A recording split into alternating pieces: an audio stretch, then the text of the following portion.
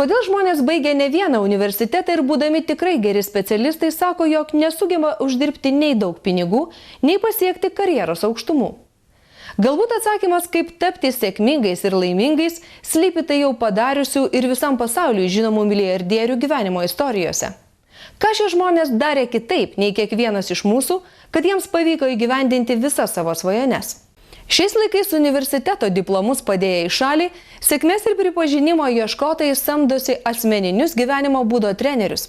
Lietuviai iki šiol įtariai žiūri į šią profesiją ir niekaip negali suprasti, kągi šie žmonės veikia ir už ką milijonieriai šiems išminčiams moka tūkstančius litų per dieną iš savo kišenės. Už kokius patarimus jie moka?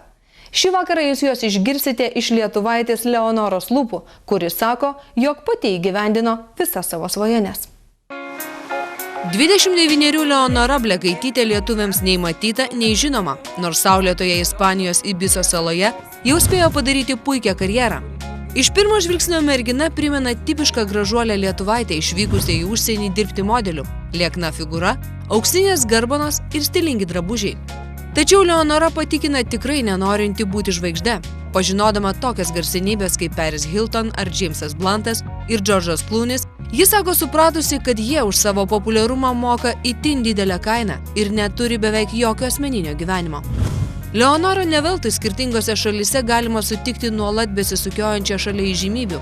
Ji talentų agentė, sugebanti niekam nežinomą žmogų paversti trokštamą žvaigždę.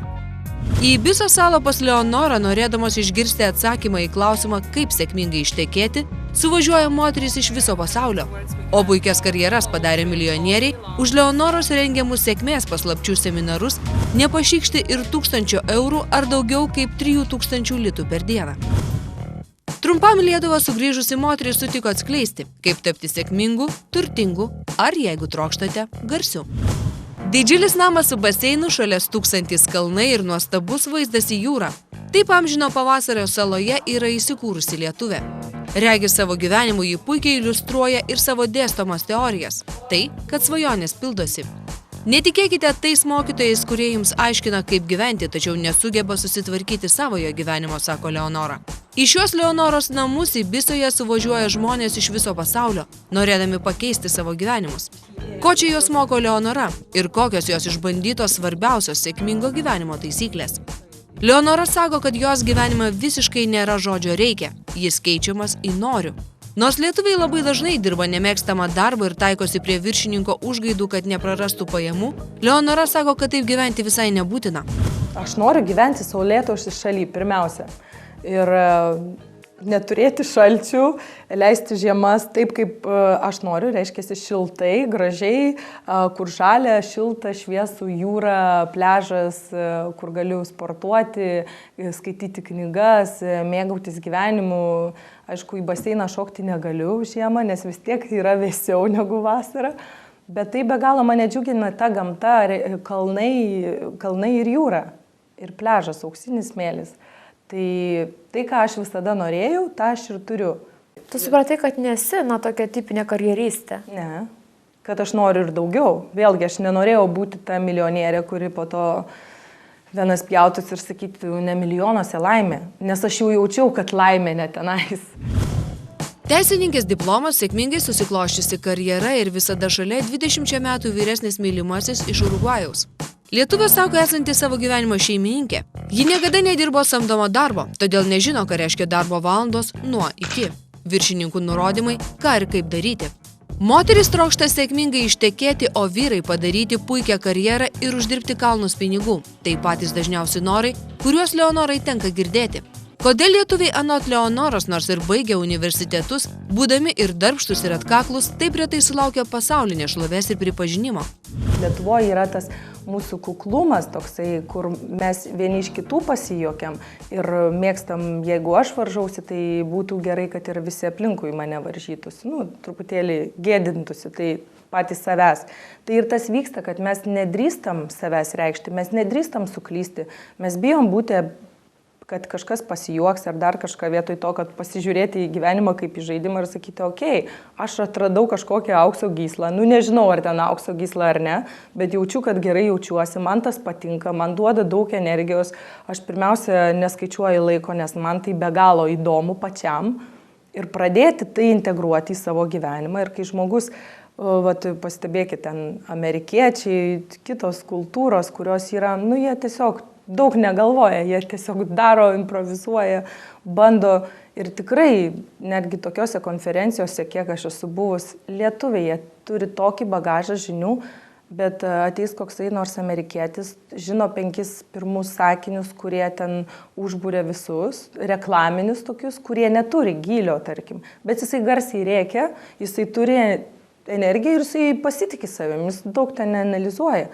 ir jisai bando, žengia į ratą, užkuria visą publiką ir jisai jau yra dėmesio centre, o lietuvis sako, aš galėčiau pasakyti 100 kartų daugiau, eik ir sakyk, bandyk, realizuok, daryk ir tada visi vartai atsidaro. Nesvarbu, ar tai tavo šalyje, ar tai už jūrų marių. Ko lietuviai klausia tavo seminaruose? Ko jie labiausiai nori, kokie yra jų troškimai? Kaip nebijoti? Pagrindinis klausimas, kaip nebijoti? Vadinasi, ir idėjų, ir talento, ir sumanimų, visko užtenka. Taip. Labai šiuolaikiška, besirūpinanti savo išvaizdą Leonora daug keliauja po pasaulį ir gerai uždirba. Jos mylimasis architektas, kilęs iš Urugvajaus, kone nešioja ją ant rankų. Supratau, kaip atverti moterišką jėgą. Paklausta apie Ibicoje rengiamus užsiėmimus dailiosios lyties atstovėms, sako Leonora. Ir pati tuo naudojusi. Ji patikina, jog po tokių užsiėmimų ne vienai pavyko surasti dėmesio vertą vyrą. Kada moteris myli save, kada moteris yra be galo patenkinta savo gyvenimu, bet be galo patenkinta savo kūnu, savo kiekvieną dieną, jinai tiesiog yra medus, kuri traukia tas bites prie jo ir avilį visą. Ir jinai tada gali rinktis, jinai yra tas traukos objektas, kur sako, taip, aš esu patenkinta pirmiausia savim, tai reiškia, man nėra poreikio, man nėra alkio, kad ateikit ir veskit mane, o aš, kai tu mane vesi, tada aš išpasakos visą gyvenimą, kad tik tu manęs nepaliktum. Karjera, draugai, pinigai ateina iš pertekliaus, iš vidaus, kada mums nieko netrūksta, kada mes sakom, jo, aš esu gyvenimo šeimininkas, aš esu labai patenkinta, aš žinau, kad aš toliau gyvenu, augu, aš turiu savo poziciją, aš atvira pasiūlymams, aš myliu vyrus, aš myliu gyvenimą, nėra kažkokių uždarytų spynų, durų ir pasakymų, kad, žinai, aš noriu ištekėti, bet aš nekenčiu vyrų, nes jie skaudina. Vėlgi tada gaunasi, žmogus yra magnetas. Paimkite bet kokį laimingą žmogų, kuris nori vesti bambančią, nekenčiančią, nusivylusią moterį. Ir lygiai taip pat, vyras taip pat, sako vyras mano aplinkui mane visos nusivylusios namų šeimininkės. Sako, o pagalvojus apie tavo gyvenimą ar panalizavus, ar tik tu nesi nusivylęs namų šeimininkas. Leonora sako, audringais vakarėliais ir įspūdingais didžėjų pasirodymais garsėjančioje Ibicoje atradosi ir kiek kitokį gyvenimą. Šioje saloje vietiniai ypač daug dėmesio skiria savo sveikatai ir kūnui, todėl diena be sporto čia neįsivaizduojama. Leonora ir pati įprato gyventi vietiniu ritmu. Kas rytą bėga krosą kalnų papėdėje, lanko treniruotes ir ištisus metus maudosi jūroje. Sveiką gyvenimo būdą propaguojanti Leonora sako, savo į porą ieškojosi panašaus žmogaus. Nors Leonoros mylimasis 49 Marcelis Dupitas sėkmingas architektas, ji patikina, kad jis laimingo ir aprūpinto gyvenimo čia jai nesukūrė. Mes esame kartu tik metus, o čia aš gyvenu jau gerokai seniau. Nors rūpintis dvasinę pusiausvyrą Leonoros kasdienybė jų siūlo moterims nenuvertinti ir grožio.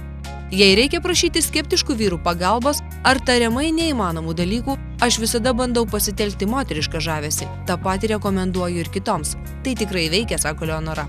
Vis tik jis sutinka, kad spinduliuojančių pasitikėjimų, sėkmingų, daug uždirbančių moterų vyrai prisibijo. Todėl toli gražu ne kiekvienas į Ibicą atostogų atvykęs svetimšalis išdrįsta parodyti dėmesį Leonorai. Pusė tų vyrų, kurie bijo, jie tiesiog neprieina. Tai yra labai gerai. Nėra eikvojama nei energija, nei iš vienos pusės, nei iš kitos, nei laikas. O tie vyrai, kurie vėlgi stiprus, ambicingi, nori stiprių, gražių, įtakingų moterų, jie visada prieis. Taip ir kaip aš ir sakau, kad mes pritraukiam vieni kitus kaip veidrodis. Ir silpni vyrai niekada neis prie stiprių moterų, stiprios moterys niekada netrauks silpnų vyrų. Iškart po reklamos. Ką aš patiriu tai moteriai, kuris siekia to milijonieriaus gyvenimo, tai pirmiausia, negailėti savo nieko.